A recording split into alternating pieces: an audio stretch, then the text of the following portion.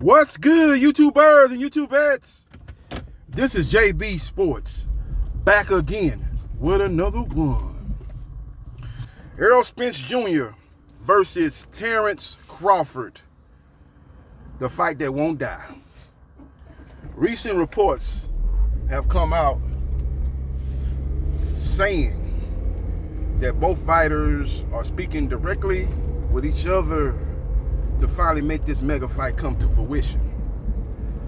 Now, Terence Crawford has recently been ordered by the WBO to defend his belt versus Alexis Rocha, who's number one in the WBO. So he must be willing to fight Errol Spence Jr. without being the WBO welterweight champion. So that fight's been ordered, and if they don't agree, that fight's gonna go to purse bid. Now, Rocha is represented by Golden Boy Promotions, and Crawford is a free agent. Now, before Rocha's last fight, Crawford met with the big wigs at Golden Boy, Oscar De La Hoya and Bernard Hopkins, and people speculated that he was going to sign with Golden Boy. Now, that was at least a month and a half ago, so no agreement between Terence Crawford and Golden Boy. So Terence Crawford, I think he kind of wants to do a fight-by-fight basis and work with, be able to have the freedom to work with different boxing entities. He don't want to be tied down, because it ended bad with him and Top Rank CEO Bob Arum, as he said that Bob Arum failed to deliver the Errol Spence Jr. fight. Bob Arum said that he lost more money on Terence Crawford. The money that he lost on Crawford fights, he could have built a mansion in Beverly Hills. So he ended on bad terms. Crawford did not do big numbers when he was on pay-per-view, but he had very good upfront money, very good guarantees with Top Rank Boxing and ESPN, and he seems to like that model. And that was a problem in negotiations with the PBC for the Errol Spence Jr. fight, as the fight was pretty much on the 1 yard line, but Crawford did not agree with or agree to the guarantee, which was going to be no guarantee. Both fighters would have made money on the back end. The net revenue for the fight, both fighters would have received a huge percentage of the net revenue. Terence Crawford did not like that. He believes that a bird in the hand beats two in the bush. So he walked away from the negotiations and instead took on David Adversary in his hometown of Nebraska. With all that being said, will this fight finally come to fruition? Is it real or is it cap? Is it factual or is it fugazi? That remains to be seen. But my intel is telling me that Errol Spence Jr. will have an announcement for his ring return in 2 weeks. Will it be Crawford or will it be Thurman? Or will it be somebody else? Will he move up to 154 or will he stay at 147? Now, the WBC has mandated that Errol Spence Jr. must defend his belt versus Keith Thurman.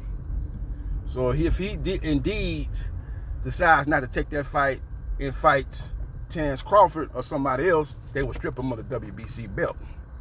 Now, the IBF and the WBA are not putting that type of pressure on Errol Spence Jr. So the best case scenario for Errol Spence Jr. versus Terence Crawford fight would be a two-belt fight. As Terence Crawford will be beltless, he'll be stripped by the WBO. The WBO will mandate Alexis Rocha to take on Keith Thurman, as Keith Thurman is the ranked number 2. Now, he's ranked number 3 in the WBO. Rocha is ranked number 1. Virgil Ortiz Jr. is ranked number 2. But Virgil Ortiz Jr. has a fight lined up April 29th. He has decided to go the WBA route. He'll be fighting for basically the interim WBA belt, or the regular WBA welterweight belt. He'll be fighting for that belt, taking on the champion, Amantius Stoyonis. So if that's the case, and that is the case, that fight's already been signed, sealed, delivered. And that fight's going to go down April 29th. They're just trying to lock down a venue. Then we will get Alexis Rocha versus Keith Thurman for the WBO welterweight title, for the vacant WBO welterweight title. Or Thurman can turn that down and say, look, I want to be a champion in WBC. I want my old belt back that I had when I defeated, who did he defeated for the WBC belt? Was it Danny Garcia? That Danny Garcia fight was a unification fight, but he was a 2-belt champion. Or was it when he fought Sean Porter? That fight was not for no belt, though, I don't think. As Floyd Mayweather Jr. was still the champion at the time, if I'm not mistaken. But anyway, that's neither here nor there. He once held the WBC belt, and he held the WBA belt. So he was the unified welterweight champion when he defeated Danny Garcia at the Barclays. With all that being said, if Thurman decides to go the WBC route, he could defend his belt. He could fight for the vacant belt versus a guy named Sosa. He's a foreigner. He's ranked like in the top 5. The other 2 guys that's ranked in the top 5 of the WBC are unavailable. I think Crowley got a fight lined up. He's going to be fighting on the undercard of a fight coming up in the next couple of months. And I think Ugas is number 2. And Ugas has been mandated to take on Mario Barrios. That's going to be a WBC eliminator, I think, if I'm not mistaken. I don't know if it's a final eliminator, but that fight is going to put the winner in prime position to fight for a WBC title at some point. So those 2 guys who are PBC fighters alongside of Keith Thurman will be unavailable. So we will see what happens, and we will see what transpires. So basically what I'm saying is, if Keith Thurman decides to go the WBO route, he'll be taking on Alexis Rocha. If he goes the WBC route, he'll be taking on Sosa. I think the WBO route is more lucrative, as Alexis Rocha does have a name, especially on the West Coast. Golden Boy Promotions promotes Rocha. The PBC advises and led by TGB Promotions promotes Keith Thurman.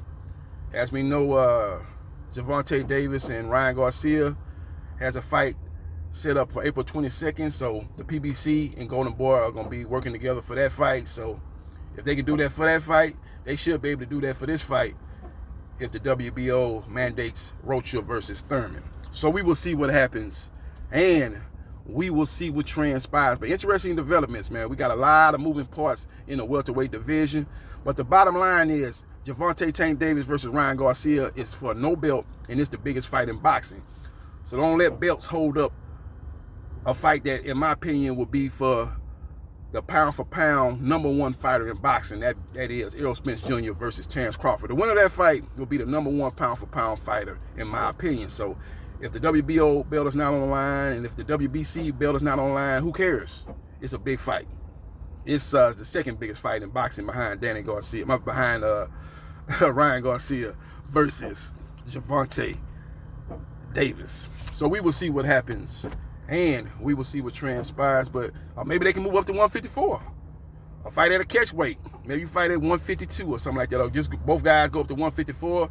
As Spence-Crawford said, he wants to go up there and become undisputed in the junior middleweight division and become one of the few fighters, or the only fighter in boxing history to be undisputed at 140, undisputed at 154.